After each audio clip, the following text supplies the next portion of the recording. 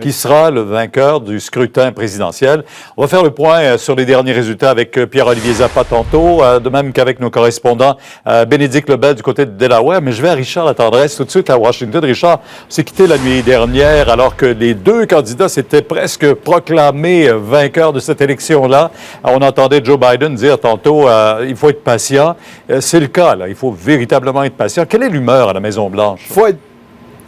L'humeur ici à la Maison-Blanche, Pierre, est assez étrange ce matin. Quand je suis parti très tard au milieu de la nuit, il y avait peu de gens pour nous parler, mais on était confiants.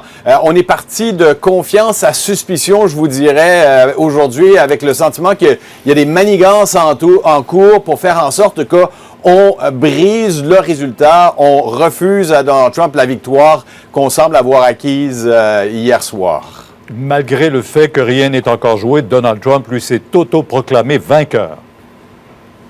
Oui, là, je reviens donc à ce qui s'est passé plein milieu de la nuit dernière, alors que le président qui avait invité plusieurs centaines de ses partisans ici dans l'East Room de la Maison-Blanche nous a fait attendre longtemps et il est sorti pour une dizaine de minutes faire différents commentaires, mais essentiellement, après une longue soirée à décompter des voix, il tire sa propre conclusion. Son camp a non seulement mis la main sur la victoire, mais ceux qui osent contester cette victoire-là vont devoir lui faire face en Cour suprême. Écoutez-le bien.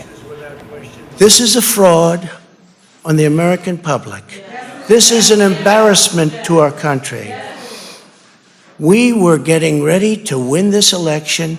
Frankly, we did win this election. We did win this election. For the good of this nation, this is a very big moment. This is a major fraud in our nation. We want the law to be used in a proper manner. So we'll be going to the U.S. Supreme Court. We want all voting to stop.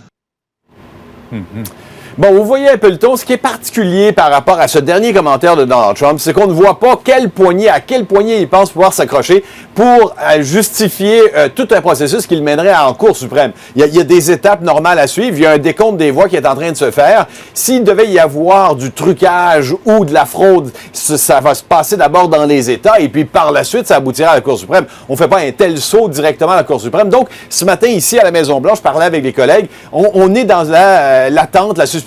On se demande dans quelle mesure le président peut avoir une quelconque base à affirmer quelque chose de semblable. Juste vous dire en terminant, je parlais aussi à le secrétaire de presse adjoint qui me disait, en tout cas, nous, on est ici et on ne bouge pas. Donc, on est confiant. Je veux juste vous dire que, en terminant, Pierre, le président qui s'est exprimé naturellement via Twitter ce matin, et c'est dans l'esprit de ce qu'on entendait hier, non pas hier, mais la nuit dernière, il y a quelques heures, soyons honnêtes. La nuit dernière, je menais souvent de beaucoup et dans plusieurs États, même dirigés par des démocrates, et soudainement, un à un, magiquement, cette avance-là s'est mise à disparaître lorsqu'on s'est mis à trouver, à déverser de grandes quantités de bulletins à compter, très étranges, et dans un autre message sur Twitter, un autre tweet, comme on dit.